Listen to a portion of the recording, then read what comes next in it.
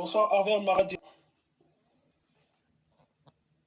Ce soir, on est avec Manod, notre grand maître qui fait des arts martiaux. Bonsoir, Manod. Bonsoir, le Yarga Jaman Mokunzi. Ah, il y avait du mal à te... On avait du mal à te joindre, là. Ouais, en fait, il y a peut-être eu un problème de réseau, sinon je suis en ligne. Hein. Ah, d'accord, ok. Ouais. D'accord, merci. Bonsoir, Aris Mbongo. Tu connais Aris, là? Il est en train de nous suivre, là. Ouais, je connais Harry, ça c'est mon poteau, c'est ami de l'école, on a fait beaucoup de choses ensemble à l'hiver au terrain de basket. Moi je l'appelais même un Tumba. Ouais, on a fait italien, ouais. Bon, bah, Manod, en fait, nous, on va te demander de te présenter, de nous dire qui tu es et puis ce que tu fais, en fait, parce que les gens te voient comme ça, ils savent pas qui tu es. Bon, c'est comme tu as dit, Man et Note. En fait, Note, c'est mon surnom. En fait, le prénom, c'est Arnold. Donc, je suis Mani. Mani, ça veut dire maître. Et la discipline que je pratique, c'est la boxe des pharaons rénovés. En tout cas, je suis pas maître tailleur, quoi. Ok, donc c'est la boxe de pharaon. Ouais. Et on veut savoir, maintenant, chez vous, dans la boxe de pharaon, parce qu'on connaissait dans les karatés, c'est ceinture et judo. Comment ça se passe? C'est des grades ou bien c'est des ceintures aussi pour la boxe de pharaon? Bon, je crois que je vais profiter ici pour apprendre aussi aux autres. Ceinture, c'est tout ce que nous mettons au niveau de notre hanche. Dans les disciplines asiatiques, ça s'appelle obi. Et nous, ça s'appelle louké. Parce que il faut partir du fait que la boxe des pharaons a été rénovée au Congo-Brazzaville. Donc, nous avons pour point de départ toutes les langues africaines, avec un grand pourcentage des langues Congo. Et donc, chez nous, cette ceinture-là s'appelle louké. C'est le diminutif de louketo, parce que ça se porte au niveau de la hanche. Donc, bien entendu, nous avons des ceintures et nous en avons 5. D'accord.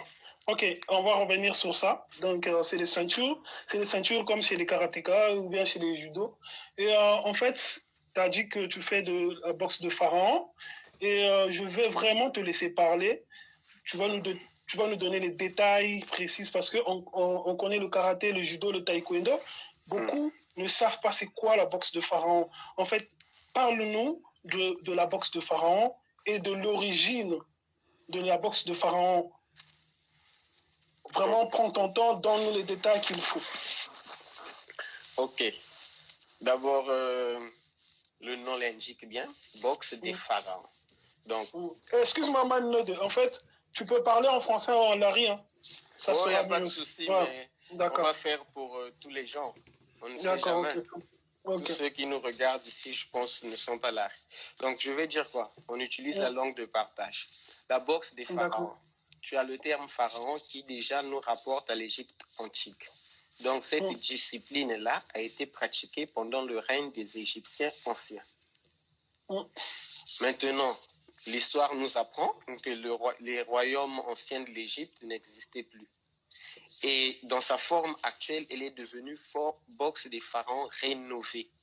Parce que, bien entendu, cette discipline-là a été rénovée au Congo-Brazzaville. Donc, sous sa forme actuelle, elle s'appelle Sawara. La discipline s'appelle Sawara. Donc, l'origine, c'est l'Égypte ancienne, mais dans sa nouvelle version, le point de départ, donc le point de rénovation, c'est le Congo-Brazzaville. Et la personne qui a rénové la discipline s'appelle Samba Jean. Ok. Et dans la boxe des pharaons ou le Sawara, nous l'appelons Sarah. D'accord. Mais c'est pas Sarah de la femme d'Abraham. Ici, c'est Sarah, donc Sa et Ra. Sa, c'est fer. Ra, c'est le soleil. Donc, c'est lui qui fait le soleil dans le cycle actuel de la boxe des pharaons. Ok. Mais Sarah, que tu nous as parlé, vu que tu nous as dit que la boxe de pharaon, ça provient de l'Égypte, lui, il a fait des études là-bas, en Égypte. Excuse-moi, il y a une personne qui me demande c'est quoi le terme. En fait, ici, on a un maître des arts martiaux qui fait la boxe de Pharaon. Et ce qu'il vient nous dire, ça provient de l'Égypte. Et est-ce qu'on veut savoir, Sarah, c'est un Congolais de Brazzaville, c'est ça? Ouais, c'est un Congolais de Brazzaville. D'accord. Et est-ce qu'on veut savoir, Sarah, il a fait ses études en Égypte ou bien il a juste lu des bouquins, ça lui a intéressé, il s'est dit, bon, je vais me lancer sur la boxe de Pharaon. D'abord, il n'a jamais vu l'Égypte. Ça paraît quand même aussi gauche pour certaines personnes, mais il a fait des études d'égyptologie. Il a été lui-même enseigné par un certain Théophile Obenga, que nous connaissons bien, un éminent professeur d'égyptologie. Et dans son parcours social, il a pratiqué les arts martiaux d'origine asiatique, donc notamment le karaté, et puis le taekwondo et l'aïkido. Après, il s'est posé la question de savoir, est-ce que chez nous-mêmes, dans nos ancêtres, il n'y aurait pas une façon de se défendre? Parce qu'au final, c'est ça, la pratique du sport. Et avec ses cours d'égyptologie, il s'est rendu compte que les Égyptiens anciens, dans leur image iconographique telle que représentée dans les pyramides, exprimaient une technique de combat. Et donc, lui, il a juste donné vie et souffle à ce que les Égyptiens anciens ont laissé comme hiératiques, c'est-à-dire hiéroglyphes.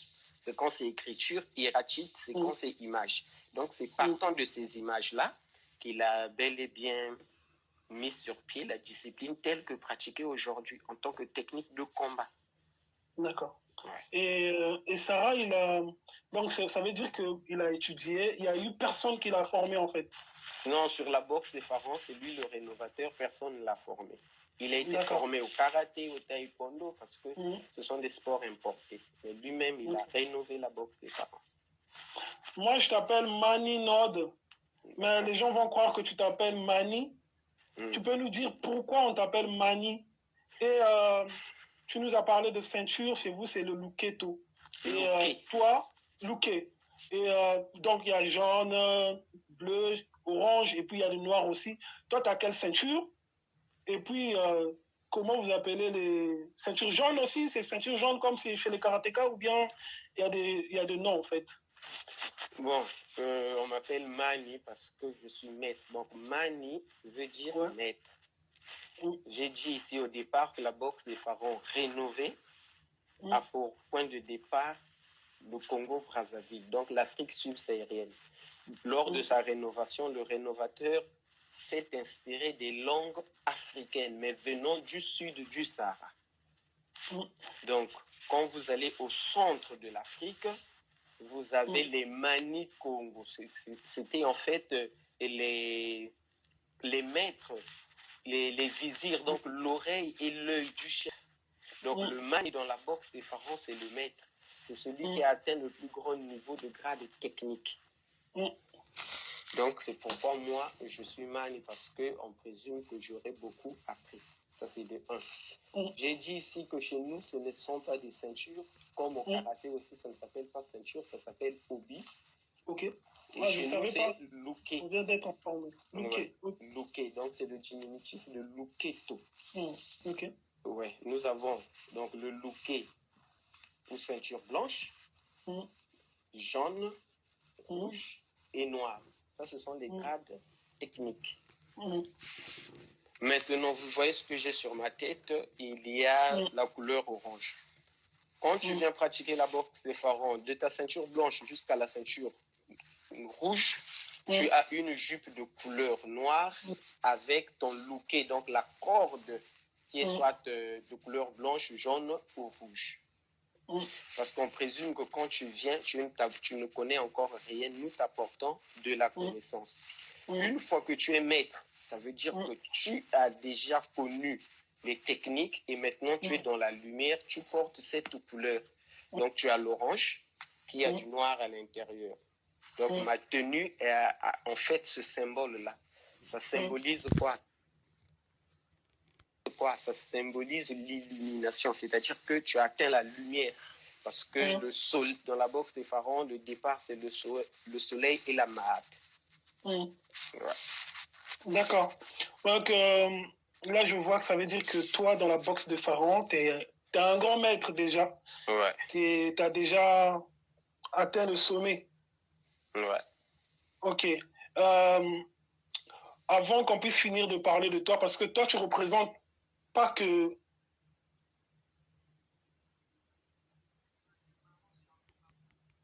Je crois qu'un jour, j'aurai un club en Europe. Avant que qui n'utilise pas les Congo-Brazzaville, l'Angola et puis la RD. Tu as l'Angleterre. Pour ce où je vais maintenant voir... de nos silences d'or et plein d'autres. Ouais. Luke, donc c'est le diminutif de Luketo. Ok. Ouais, nous avons donc le Luke ou ceinture blanche, jaune, rouge et noir. Ça, ce sont les grades techniques. Maintenant, vous voyez ce que j'ai sur ma tête. Il y a la couleur orange.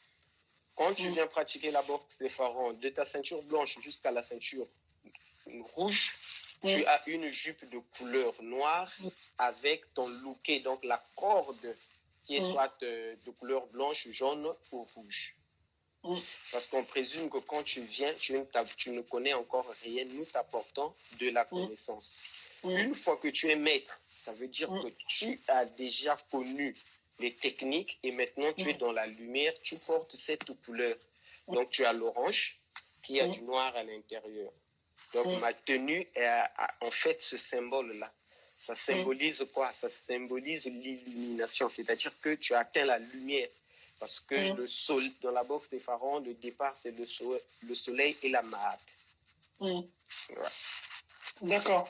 Donc là, je vois que ça veut dire que toi, dans la boxe de pharaon, tu es un grand maître déjà. Ouais. Tu as déjà atteint le sommet. Ouais. Ok. Avant qu'on puisse finir de parler de toi, parce que toi, tu représentes pas que ta personnalité, tu représentes toute une communauté de la boxe de pharaon. Donc, avant que je puisse finir de parler de toi, est-ce que tu as commencé la boxe de pharaon à quel âge pour que tu sois maître maintenant là? Parce que lorsqu'on voit la majorité des maîtres, c'est des vieux, mais toi, tu es encore jeune, tu peux dire c'est l'équivalent de ceinture noire en karaté. Donc, tu as déjà commencé à quel âge? Bon, je crois que chacun a droit au respect de l'intimité de sa vie privée. Je vais pas donner mon année de naissance, mais je dis quand même que j'ai commencé à l'âge de 4 ans parce que mon père, c'est celui qui vient après le rénovateur. Et donc, j'ai commencé ça, j'avais 4 ans. Et aujourd'hui, je continue. Donc, si vous prenez 4 ans et ça me fait plus de 20 ans de pratique, je ne peux qu'être maître. Ah.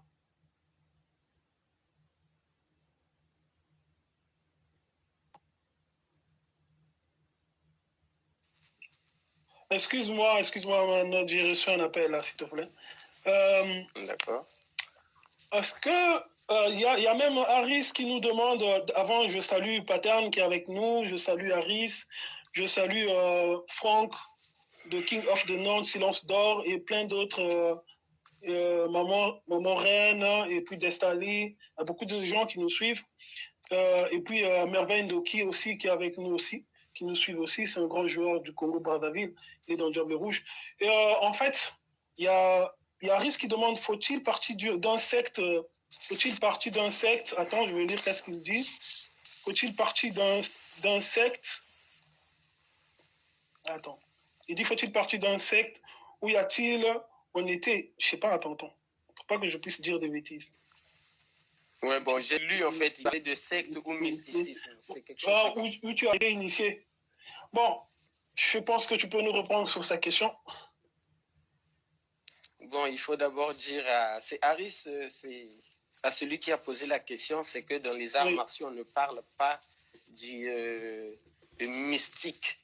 Parce qu'on parle plutôt de philosophie. Tout ce qui est mystique, tout ce qui est spirituel a trait à la religion ou à un mouvement sectique. Nous sommes un sport de combat. Et l'homme est un être psychosomatique, c'est-à-dire corps et esprit. Tout ce que le physique fait a une répercussion dans son esprit. L'esprit, c'est le côté invisible de ce qui t'est présenté. D'accord. Je pratique un sport qui me demande de faire ce que les latins ont appelé le mens sana in corpore sana, c'est-à-dire un esprit sain dans un corps sain. Mais je ne suis pas initié du genre, je vais quelque part, je m'agenouille, je fais des mantras et après je vais faire ce qu'on appelle la lévitation. Non, je vais aux entraînements, je fais mes pompes, je fais de la gymnastique lente, j'apprends des techniques de combat de sorte à ce que je me défende lors d'une agression ou que je défende autrui.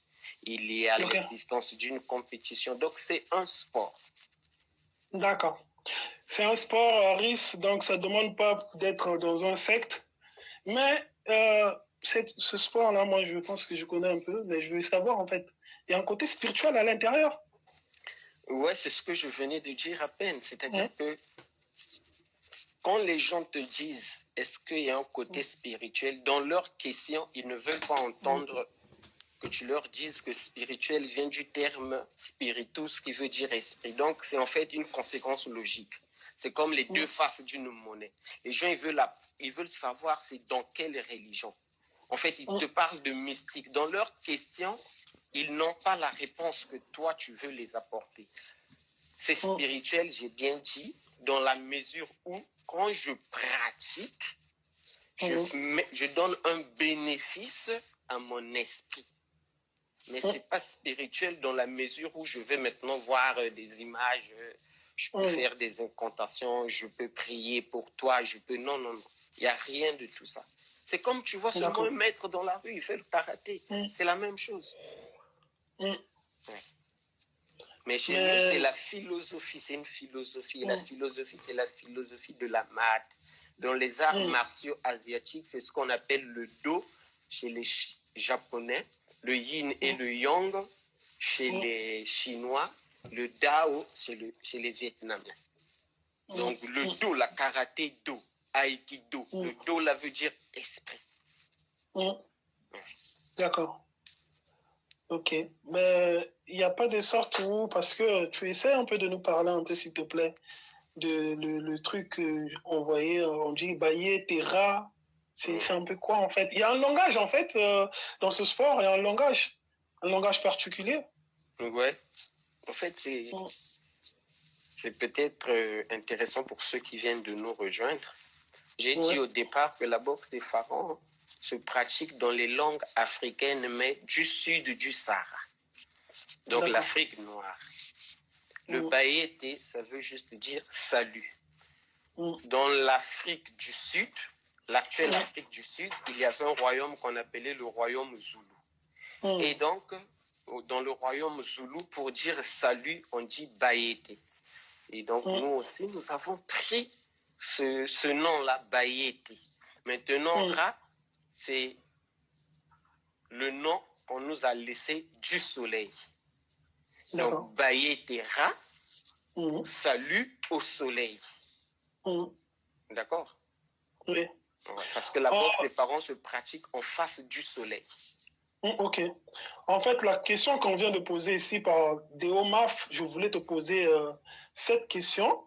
Il dit, actuellement, la boxe de pharaon est pratiquée dans combien de pays? J'allais même te poser la même question. Merci, Deomaf. Et qu'il y a trop de gens qui écrivent. Il y a une autre question. Tout art martial a d'abord... qu'est-ce qu'ils disent? Tout art martial a d'abord un apport physique. Tu peux d'abord nous reprendre, s'il te plaît, le temps que je vais lire. Est-ce qu'il y a aujourd'hui, il y a plusieurs pays qui pratiquent la boxe des pharaons. En Afrique, il y a plus de 10 pays. En Europe, il y a 4 pays. Dans le continent américain, tu as 2 pays. Et en Asie, il y a un pays. Après, je ne vais pas citer tous les pays, mais je crois que pour ceux qui sont en Europe, tu as la France, tu as l'Allemagne, tu as l'Italie, et puis tu as l'Angleterre. Pour ceux qui sont en Afrique, tu as le Sénégal, la Côte d'Ivoire, le Mali, le Congo-Brazzaville, Gabon, la RDC, l'Angola, Zimbabwe, Tanzanie et Afrique du Sud. D'accord. Donc, c'est dans beaucoup de pays quand même. Hein? Ouais. Tu as les États-Unis, tu as le Brésil, et puis en Asie, tu as la contrée de Malaisie, là, tu vois, cette contrée-là. Ouais. Ok. Il y a Rolf Cart qui dit tout art martial a d'abord un apport physique avant, mais pourquoi la boxe des pharaons rêve plus le côté spirituel? On a l'impression. Ouais, bon. Bonsoir Rama, bonsoir. La boxe des pharaons ne rêve pas le côté spirituel pour répondre à cet ami-là. Rolf, je venais de dire ici que martial d'abord, parce que je crois qu'on va faire un peu de la sémantique. Martial vient du terme Mars qui veut dire guerre. C'est dans la mythologie gréco-romaine que l'on apprend le dieu Mars, donc le dieu de la guerre. Donc art martial. Ça c'est de 1. De 2, les arts martiaux ne sont pas des sports de combat. Un sport de combat est une technique de défense qui a dans son sein l'existence d'une compétition.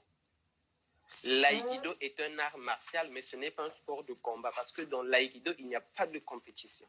Donc, à mon ami Rolf, je dis déjà que si tu parles d'art martial, il faut déjà voir le côté affranchi du physique et du spirituel, mais avec le même équilibre. Mais ici, nous sommes en train de parler d'un sport de combat. Donc, la boxe des pharaons, pratiquée jusqu'au grade de Mani, il est sport de combat parce qu'il a une compétition. D'accord? Oui. Donc, quand je dis il, je vois le Sawara, c'est le nom en fait, c'est le nom du sport. Ouais. Donc, je crois que mon ami Rolf sera satisfait de cette réponse. Ouais. Je pense bien. Mais maintenant, dis-nous un peu, parce que nous, tu viens de nous dire que ça a été rénové par Saha, Congo-Brazzaville. Est-ce que vous faites des compétitions internationales ou internationaux? Bon, en français là. Est-ce que vous avez, comprenez un peu? Donc, vous faites des compétitions, ou bien c'est entre Congolais, ou bien tu as déjà fait des compétitions aussi? Bon, je crois qu'aujourd'hui, l'accessibilité à Internet est quand même chez tout le monde. La compétition existe. Nous avons aussi participé aux 11e Jeux africains. Donc, il y avait des équipes, le Congo-Brazzaville, l'Angola et puis la RDC. Donc, il y a des compétitions. En Europe, il n'y a pas encore de compétition. C'est l'Italie qui a organisé des compétitions, mais il n'y a pas encore de compétition zonale, donc sous forme de triangle, Italie, France, Angleterre. Ça n'existe pas encore. Mais il y a la compétition. Donc, ça veut dire que vous avez déjà aussi fait des compétitions hors la communauté congolaise, en fait. Ben, quand je dis déjà Brazzaville, Kinshasa, Luanda, ça c'est déjà international puisque ça fait référence à 3 pays. D'accord. Et en fait, je voudrais savoir vis-à-vis d'autres sports que le karaté, le judo, quel est l'avantage avec la personne qui pratique la boxe de pharaon par rapport aux d'autres sports, en fait? Il a quel avantage? Bon, au niveau des avantages, c'est seulement par rapport à l'ordonnancement de l'entraînement. Chez nous, j'ai dit ici que nous pratiquons la MAD. Les gens pourront s'informer, c'est-à-dire le principe du dualisme. On fait de la gymnastique lente et nous savons bien que la gymnastique a des effets thérapeutiques, a des avantages. Donc, c'est déjà un avantage pour tout le monde qui vient pratiquer parce que il y a une régénération cellulaire, tu as l'équilibre, tu as la prévention du stress et tout. Maintenant, tu as le côté sport technique de combat. À ce niveau-là, il faut dire qu'il n'y a aucune discipline martiale qui est au-dessus de l'autre. C'est le pratiquant qui est meilleur que l'autre. Le karaté va te donner les connaissances nécessaires, le judo va te donner les connaissances nécessaires, mais c'est à celui qui pratique qu'il incombe la responsabilité de mieux faire. Parce que le style de combat n'est pas le même. Quand je vais dans ma discipline, nous faisons deux principes. Le principe de la torsion et le principe de la bascule. Ça veut dire quoi? Ça veut dire que lorsque tu me frappes, je ne reçois pas ton coup, mais je l'esquive en donnant l'autre, mais je ne recule pas. Quand j'utilise mes membres inférieurs, je compense en me soutenant. Donc, si je lève une jambe, je tiens le sol avec le bras de la jambe qui reste plat. Les gens le trouvent compliqué. Quand tu vas au karaté, le Shotokan, c'est de la rigidité. Quand tu vas au Kyokushin, c'est le corps à corps. Tu frappes, je frappe. Quand tu vas au judo, c'est moins d'1 mètre parce que je dois projeter. Donc, toi, quand tu vas pratiquer ton sport, je sais pourquoi tu vas pratiquer. Ceux qui font de la boxe anglaise, ils savent qu'ils n'utilisent pas les membres inférieurs, mais ils frappent beaucoup plus avec les membres supérieurs. Donc, toi, tu as appris, tu as des notions, tu vas faire. Mais il n'y a aucun sport qui est plus que l'autre. C'est toi qui pratiques, en fait, qui est meilleur que ceux qui font les autres disciplines. C'est comme ça. Ah, d'accord. Mais donc, les gens qui disent que ouais, ceux qui font du karaté sont plus avantageux que ceux qui font du judo, donc c'est carrément le contraire, en fait. En fait, c'est le contraire. Bonsoir, Queen Dana. Bonsoir, Queen Dana. C'est comme au football, hein. C'est comme au football. Ceux qui sont sur les gradins jouent mieux que les joueurs. Ils vont te dire, il ne fallait pas faire le ballon à gauche, donner à droite, lui, on doit l'enlever. Mais si on le met sur le terrain, ça ne passe pas. Donc, c'est aussi ça avec les arts martiaux. Nous regardons les films, mais nous ne savons pas ce qui se passe, en fait, à l'intérieur. Ceux qui vont faire le judo, par exemple, ils sont bien dans le contact. Parce que avec lui, il te met à la moindre bêtise, il te prend, il te projette. D'accord, mais le désavantage, c'est lequel? C'est que le judoka, il ne sera pas bien à plus d'1 mètre. Maintenant, moi, quand j'ai fait mon sport pied-point, ça veut dire que pour mieux frapper il faut que je sois au moins à plus d'1 mètre de l'adversaire. Ce qui veut dire que c'est un désavantage pour le judoka, parce que lui, il voudra toujours être à côté de moi pour me projeter. D'accord. D'accord? Donc, c'est ça, en fait. C'est comment tu pratiques, c'est comment tu fais. Pourquoi ceux qui vont faire le MMA, on leur demande de faire toutes les disciplines qui simulent des manières de combat. Donc, il a fait un peu de taekwondo, il a fait un peu de karaté, il a fait un peu de jiu-jitsu, il a fait un peu de judo. Ça l'aide parce qu'il sait que devant n'importe quel adversaire, je pourrais me défendre. D'accord. Mais maintenant, il y a Rodolphe, parce qu'on ne va pas trop rester sur mes questions à moi, parce que les questions les plus importantes, c'est ceux qui sont en train de nous suivre. Il y a Rodolphe K qui dit te voir si simple, te voir si impliqué dans cet art rend fier. On parle du Sahara comme rénovateur, et toi, en tout cas, Mani, quelle trace veux-tu laisser dans ce sport, ou encore mieux, comment vois-tu ton art dans quelques années? Merci pour la question. Je dis d'abord. Salut Paterne, salut Julien. Honnêtement, j'ai commencé la boxe des pharaons, j'avais 4 ans. À l'époque, c'était juste par pression. Il y a des amis ici qui sont en train de suivre. Moi, je joue parce qu'à l'époque, quand les amis allaient jouer au foot, moi, il fallait que je parte aux entraînements. Et je ne savais pas qu'un jour, j'aurais un club en Europe. Avant que j'ai le club en Europe, j'ai enseigné la boxe des pharaons en Afrique du Sud, en Afrique de l'Ouest. Bonsoir, Bams. J'ai vraiment fait ça. Et aujourd'hui, je dois dire que ce que je vais laisser, ou ce que je veux, c'est que tout le monde pratique la boxe des pharaons. Et je crois que ça va se faire. J'ai cette volonté-là. Et je n'attends pas de l'argent, mais je vais suer avec toutes mes énergies pour qu'au moins le monde ne dise pas que nous n'avons pas d'histoire, nous les Africains venons du sud du Sahara. Tout le monde va pratiquer les arts martiaux asiatiques, mais pourtant, je ne suis pas sûr que nos aïeux ne savaient pas se défendre.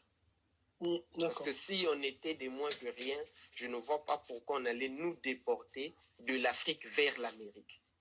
Ok. Donc, c'est ça. Donc, je veux dire que la boxe de pharaon est typiquement africain. Ben ouais. Voilà. Donc le nom normal, le dit, boxe des pharaons. C'est bien la force à nos origines. En fait, ne pas oublier nos origines, et puis essayer un peu de donner de la valeur de ce qu'on a. C'est très bien. Franchement, Manod, moi, je suis trop fier de toi. Merci. Et je suis trop content. Et j'aimerais savoir, Manod, quand tu pratiques la boxe de pharaon, comment tu fais pour aller de chez là, en fait, de grade, quoi, de monter de grade? Est-ce qu'il faut attendre, par exemple, quand tu es ceinture jaune, pour monter, il faut attendre peut-être 1 année, 2 ans, ou bien il y a des critères, en fait? Essaye un peu de nous dire. Oui, il y a des critères. Ouais. À l'époque, c'était plus compliqué parce que les gens venaient pratiquer la boxe des pharaons pour désormais faire un peu de... Donc, c'était plus compliqué en grade. Mais aujourd'hui, c'est simple. Qu'est-ce qu'on a fait? Tous ceux qui arrivent au bout d'une année doivent passer ceinture jaune premier degré. Et chaque année, la personne monte en degré. Pour aller du premier degré au deuxième degré, tu dois faire 22 ans et 8 mois. Parce que chez nous, en fait, ce ne sont pas les danes. Chez nous, ce sont les degrés. Pour que les gens comprennent comment ça se passe, on va faire un équilibre. Quand tu prends les arts martiaux asiatiques, pour référence le karaté par exemple, les danes commencent quand tu es senpai, c'est-à-dire quand tu es ceinture marron. Dès que tu passes ceinture noire, tu es premier dan. D'accord? Mais chez nous, c'est pas comme ça. Quand tu viens, tu es 0 degré. Dès que tu passes ceinture jaune, tu es premier degré. Maintenant, ensuite, du premier degré au 3e degré, tu es jaune, mais à l'intérieur, tu as droit à 2 ans. Donc, tu dois faire 2 ans pour passer chaque degré. D'accord. Maintenant, chaque ceinture a 3 degrés. Donc, la ceinture jaune a 3 degrés.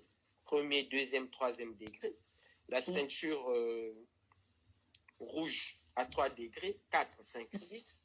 Et la ceinture noire aussi à 3 degrés, 7, 8, 9. Maintenant, pour atteindre les degrés, là, ça demande du temps. Mais j'ai dit 2 ans par degré. L'intervalle, c'est 2 ans. D'accord, j'ai pas bien compris.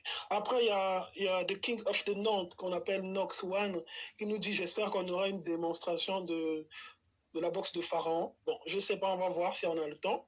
Il y a Rolf qui revient encore. En tout cas, Rolf, il veut vraiment savoir. Il dit, si je comprends bien, tu veux reprendre ce sport, ce qui est très louable et technique. Penses-tu laisser ta marque vu que tu as plus de 20 ans de pratique?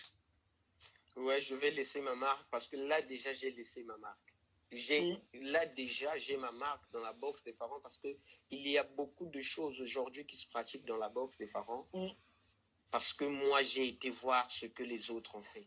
En fait, quand j'étais en Afrique, je ne vais pas dire qu'on utilisait, mais j'étais le plus jeune des anciens pratiquants. Du coup, c'est moi qui allais vers d'autres pays. Et quand on va apprendre sous d'autres cieux, ce que tu dois faire, c'est quoi? C'est affronter les maîtres des autres disciplines.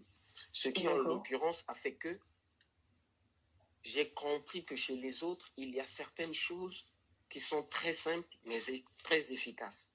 Et aujourd'hui, je ne vais pas me louer ici. Le coup de tibia dans la boxe des pharaons s'appelle Sengi. Donc, parce que c'est fort, comme j'ai dit, Sengo. Donc, Sengi, c'est déjà un apport pour moi. L'entraînement de la boxe des pharaons s'appelle Manaka. Donc, ceux qui ont fait les langues africaines savent que le Manaka, c'est le calendrier, c'est l'ordonnancement. Donc, la façon de faire.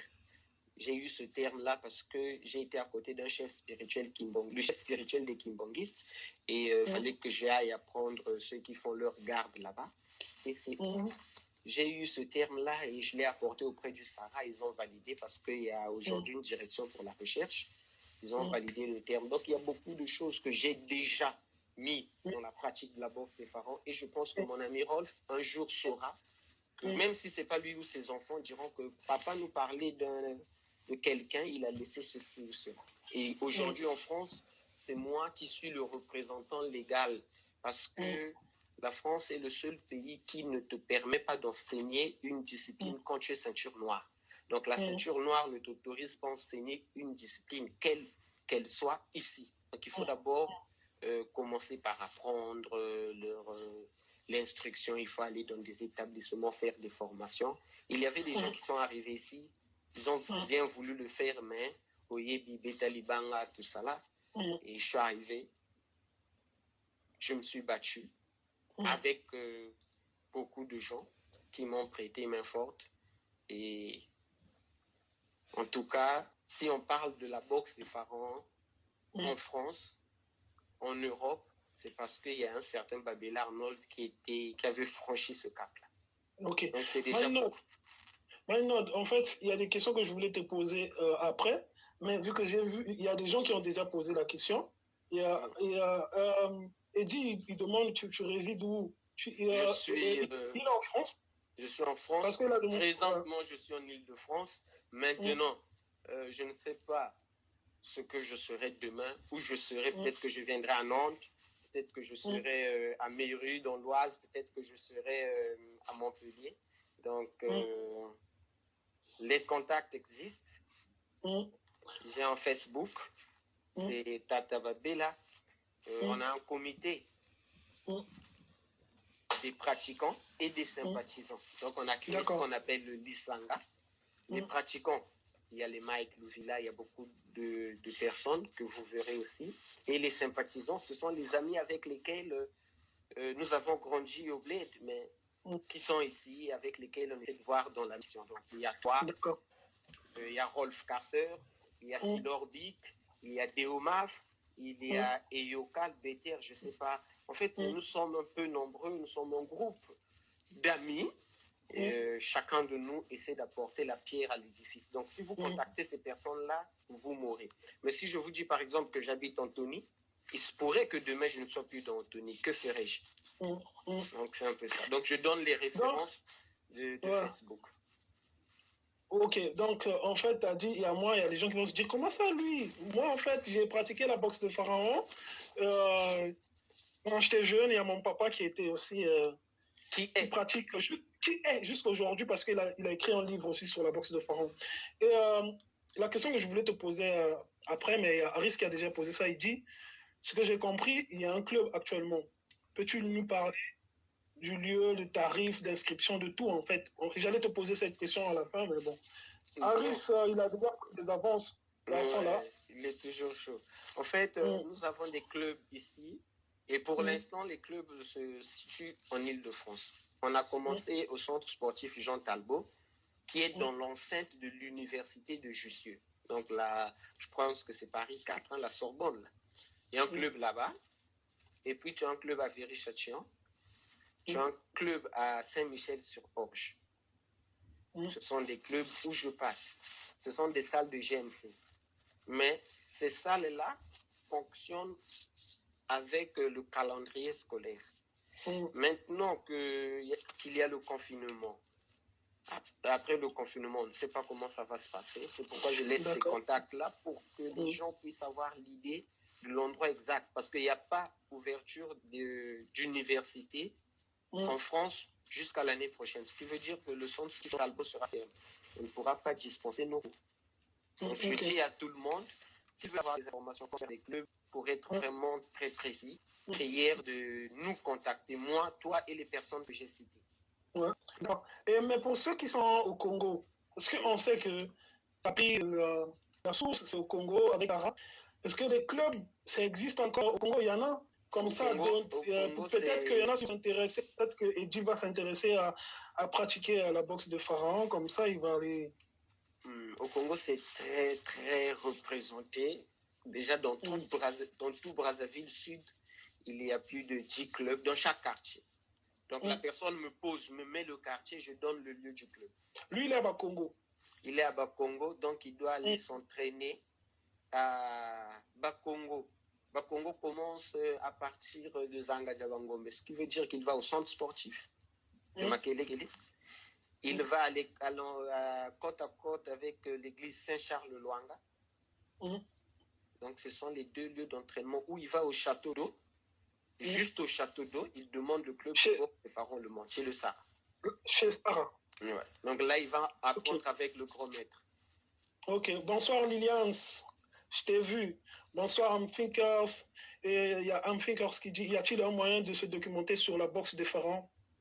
Wow, très bonne question. Par le biais d'Internet, il y a aujourd'hui des bouquins, dont le bouquin de ton papa qui existe, mais seulement là-bas, on explique l'origine de la boxe des pharaons, le pourquoi nous pratiquons la boxe des pharaons. Mais en tant que technique, vous ne verrez pas les techniques assimilées dans les images.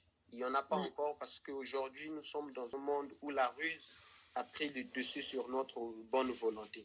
Il y a des gens qui vont t'approcher seulement parce qu'ils veulent apprendre et connaître ce dont tu disposes et après ils se barrent. Ils font de ce que toi tu as leur affaire. Donc pour éviter tout ça, on se transmet à l'entraînement.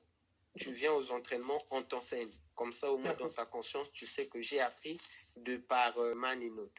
D'accord. Il y a Liliane qui est en Italie, elle dit elle veut bien essayer. Est-ce qu'il y a un club en Italie? À Marano Vicentino.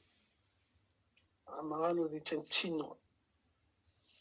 Donc, j'espère que Liliane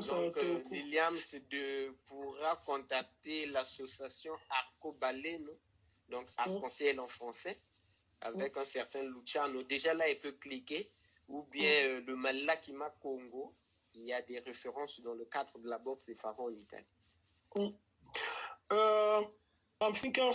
livre, il n'est pas encore mis, le livre de mon papa, il n'est pas encore mis sur Internet. Je ne sais pas où est-ce qu'il en est.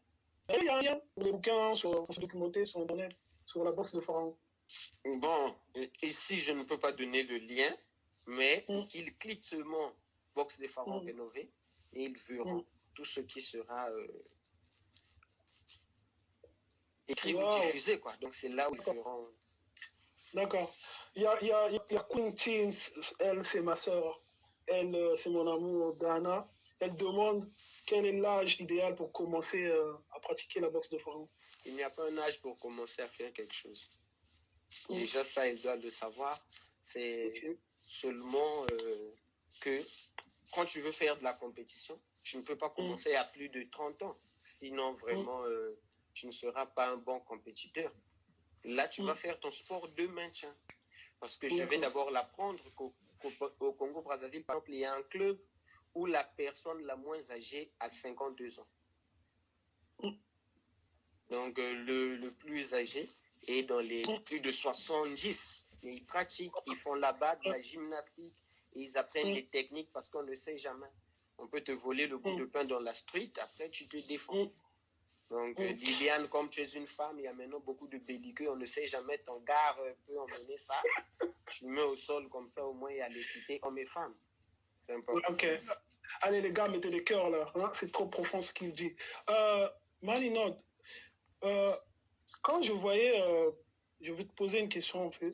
Moi, je ne comprenais pas ça en fait. Papa, il prenait souvent quand maman, il avait un peu des courbatures et tout. Il lui faisait faire des voilà. Est-ce que donc ce que vous faites comme gymnastique qu'on appelle Ndembo, ça soigne aussi, ça relaxe les gens, ça aide vraiment, Déjà, en fait, c'est seulement de la gymnastique. Or, tout ce qui est gymnastique, pour ceux qui l'ont vu du côté yoga, ils savent que c'est pour unir, en fait. Tu traites toi-même ton propre corps. On suppose que l'homme et son corps sont comme de l'argile. Pour donner forme à l'argile, il faut la poteler pendant qu'elle est molle. Alors, on te prend toi comme étant de la terre, on te met un peu d'eau et on t'apprend à respirer, on t'apprend à pincer là où ça fait mal avec des mouvements bien appropriés. Donc, c'est de la gymnastique. Le terme Ndembo, c'est comme j'ai dit une fois de plus, nous pratiquons la boxe des pharaons dans les termes sud-sahéliens. Ndembo vient du concept lemba. Lemba, c'est un légume qu'on donnait au Congo aux enfants belliqueux et turbulents. Donc, il y a un légume là, on l'appelle lemba. Voilà. Et donc, c'est d'où est parti le terme Ndembo, parce que quand tu as lemba, Ndembo, selon les contrées. Donc, le lemba, c'est chez les Lari. Quand tu vas chez les Soudjis, ça ne s'appelle plus comme ça. Donc, ils ont un peu d'idée. Ok, bon, ma soeur Queen Cheat, elle a dit, elle demande pour sa fille qui a 3 ans. Moi, j'ai commencé à 1 année de plus par rapport à sa fille. Donc, j'ai commencé, j'avais 4 ans. Ce qui veut dire que sa fille de 3 ans peut déjà venir. Ok. Allez, chérie Dana, t'as entendu, hein? Donc, Daniel, elle peut déjà aller commencer, même chez Sarah là-bas au château d'eau. Moi, tu me demandes, moi, je te passe les contacts. Bon, Manino, non, mais moi, j'ai vu... si sa fille est au Congo, il y a même une petite qui est en train de faire là, bien là, elle a que 5 ans. Elle a commencé l'an dernier. Donc, elle avait 4 ans. Dana emmène l'enfant et puis... elle fera de son enfant une merveille. Voilà. Et maintenant, quand je te vois, c'est comme si tu es un Égyptien et tout. Coucou Lumière. Il y a Joe Humanitaire qui me demande de faire un message. C'est quoi ton message? Écris-moi Joe Humanitaire. En fait, je te vois, c'est comme si tu es un Égyptien et tout. Donc, déjà, la boxe, ça provient de l'Égypte. Rénové par Sarah. Antique. L'Égypte antique, rénové par... L'Égypte existe jusqu'à maintenant, mais aujourd'hui, c'est la République arabe d'Égypte. D'accord. Or, nous pratiquons avant que les Arabes n'arrivent. Ok. Donc, quand je vois... est-ce que vous invoquez aussi des dieux égyptiens? C'est ce que je disais, que nous ne sommes pas une religion. Religion, en fait, les gens doivent comprendre, c'est que nous ne sommes pas une religion. Nous n'invoquons pas, nous travaillons le corps. C'est un sport. Je sais que les Égyptiens anciens pratiquaient ce que tu appelles religion, avec le monothéisme qui est arrivé au niveau d'Akhenaton.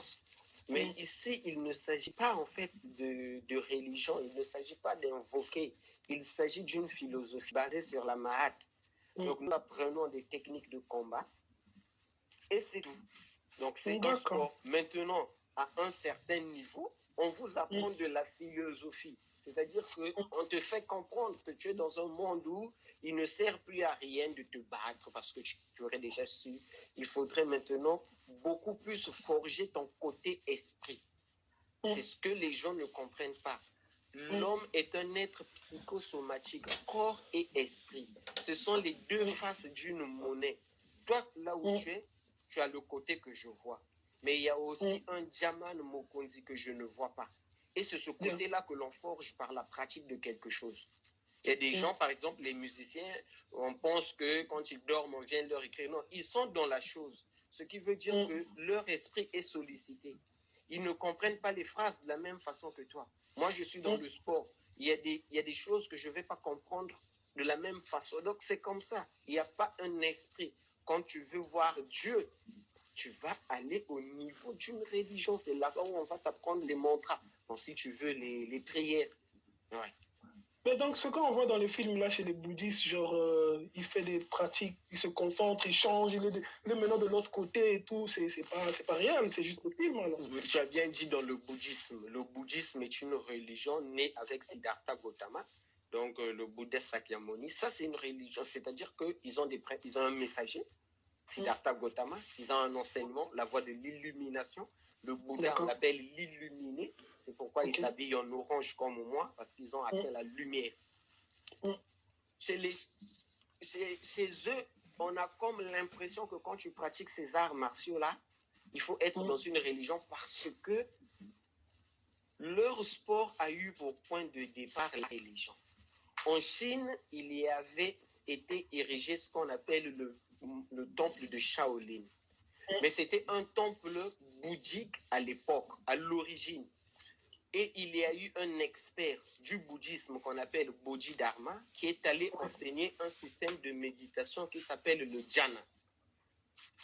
Donc, quand il arrive pour enseigner le dhyana, il se rend compte que les moines bouddhistes de Shaolin étaient très faibles de corps. Et en ce moment-là, il leur apprend une discipline ou un sport qui était pratiqué au sud-est de l'Inde, dont il est originaire, lui, Bodhidharma, qu'on appelait le Kalari Payat. Donc, leur ayant enseigné le Kalari Payat, après, il a commencé à leur donner des instructions sur le dhyana. D'accord. Et eux, quand ils sont restés, Pour ceux qui viennent de ma contrée, on dit quoi? Wadja fois yikadjo. Donc, quand on t'apprend quelque chose, il faut que tu fasses en sorte que ce qu'on t'a appris, que tu le fructifies. Quand ils sont restés, ils ont créé un parallélisme interne. Ça veut dire quoi? De la même façon que je pratique les arts martiaux, c'est de la même façon que je vais trouver référence à Dieu. C'est pourquoi chez eux, tu vas voir qu'ils ont des temples, ils sont dans des monastères. C'est l'origine en fait. On ne s'attaque pas aux effets, mais on comprend les causes. On comprend l'origine. Or, nous n'avons pas un problème religieux. Nous venons pratiquer la boxe des pharaons au moment où le Congo, donc le point de renaissance de la boxe des pharaons, est déjà à 80% catholique. Donc, on n'est pas dans la religion. Ce que je sais, c'est que les Égyptiens anciens ne furent pas catholiques. Parce que le catholicisme vient avec Constantin le Grand. Donc, on est même à plus de 600 ans après Jésus-Christ. Ils n'étaient pas confucianistes, ils n'étaient pas bouddhistes. Ces gens-là, ils ont pratiqué leur religion. Mais donc, pour l'heure, je suis du côté martial des Égyptiens anciens, mais je ne pratique pas la religion de l'Égyptien ancien parce que je ne sais même pas quelle est leur religion aujourd'hui. D'accord. Mais le sport est ouvert à tout le monde, mon frère, sans distinction de race, de sexe, de culture.